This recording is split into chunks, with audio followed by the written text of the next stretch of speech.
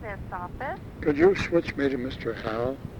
Please? Mr. Howe, please. Okay, and may I ask who's calling? Name is Kleve, as in Cleveland. Just a moment.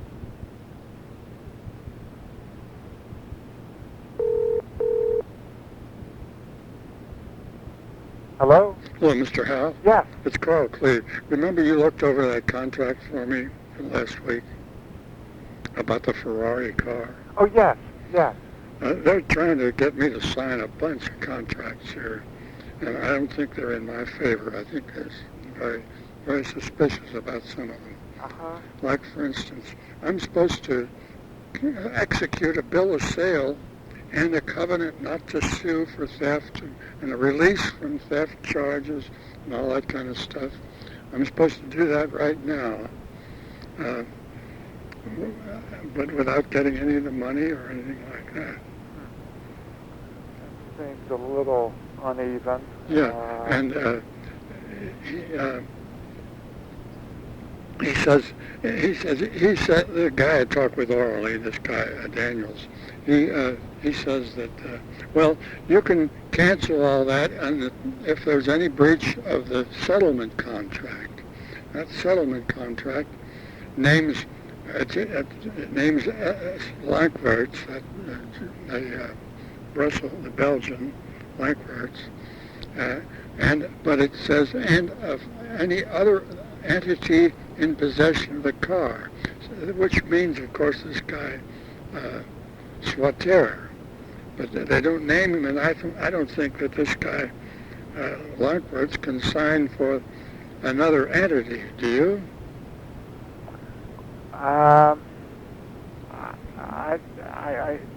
There may be problems with that, yes. I think it's a legitimate concern, and so I don't see why we should convey all this stuff over to them with conditions that would cancel it, when we ought to just hold off and not convey it at all until the time is ready. We've got that money and all. Well, that would be my thought, that once Yes. the settlement agreement is negotiated, that everything be delivered and executed at the same time, and if you don't want to attend this closing settlement where you would sign on the spot, that would be one option for you to attend wherever the closing would take place, where the funds would be delivered and then these documents would be signed so that it's all exchanged at the same time. I suppose what your agent's trying to do for you is to avoid you attending that closing and saying, give all this to me in advance and I won't deliver it until I have the check. Yeah, well, that's no problem. I can fly over there. That's the other way to do it. Yeah. Is to say, I will attend the closing and execute these documents at that point in time that the check is delivered. Right. Okay, I'll go by that then. Now tell me, on one of these papers he's got signed here, he's got notations handwritten in there. Like, for example, he changes a commission ceiling. The commission, they're supposed to get 30% with a cap of $100,000. That was in the prime contract I made with National Search Services. Now he has put this notation in there, raising that to $250,000 without saying a word to me about it. And he signs it, but I haven't signed it, so that's no good, is it? Well, if he signed it, you would have to initial that for it to be valid. And I haven't even talked about it, much less initialed or approved it. Not that I don't think that maybe, depending on before this thing is altogether through, that they may deserve some more money. I can always do that. But I don't like to have this thing done without my approval. No, absolutely not. Now, what Tim and I think, initially thought was we wanted to give this guy an incentive to strike a better deal for you, as opposed to, if you capped it at $100,000, he may have stopped, he may stop trying to get the maximum amount of money from you because he didn't have an incentive to get any more. Yeah, well, now, if he stops at this, on that basis, why, he won't get a nickel. And he's put in some work. Right.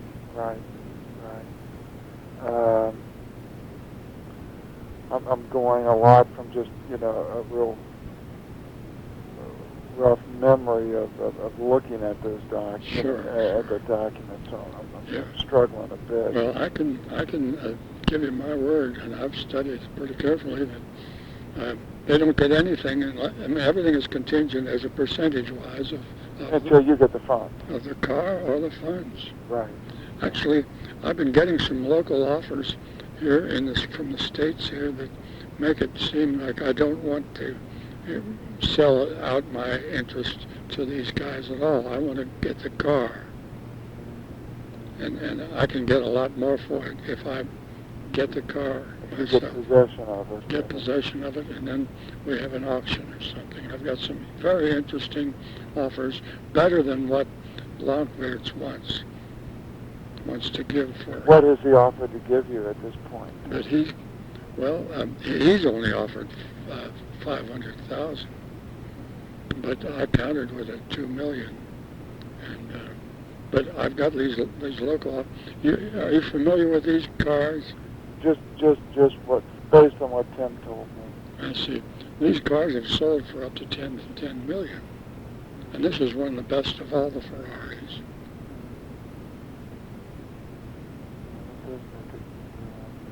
Anything unique is very, very valuable typically. That's right. The average person doesn't conceive of this. There's this kind of money involved. Right. But I would, I suppose before I would sign all those documents, that one, I would have an agreed upon settlement number, and then I would, decide on your part whether or not you would attend the closing, in which case you could sign those at the closing rather than, in advance of the closing. Sure. So that you see the cash and the cash is there. Yeah. Otherwise, you've got to trust the agent that he's going to perform. Actually, I don't think it's going to come to that, because I think I'm going to demand the car and hold out for the car instead. And there doesn't have to be any closing for that. It's already my car. Right.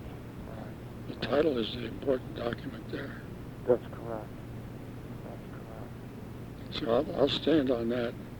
Who has possession? The guy, Lankworth, he says in these documents that he has possession. He won't tell where it is. But Daniel says he can pick it up as soon as he finds out where it is, and he can, in fact, he's got an informant who claims to know where it is. Huh. Interesting. Well, I think your concerns are reasonable concerns. Thank you. I just wanted to share. I mean, it's pretty deep stuff for me. Well, it's unique for any of us.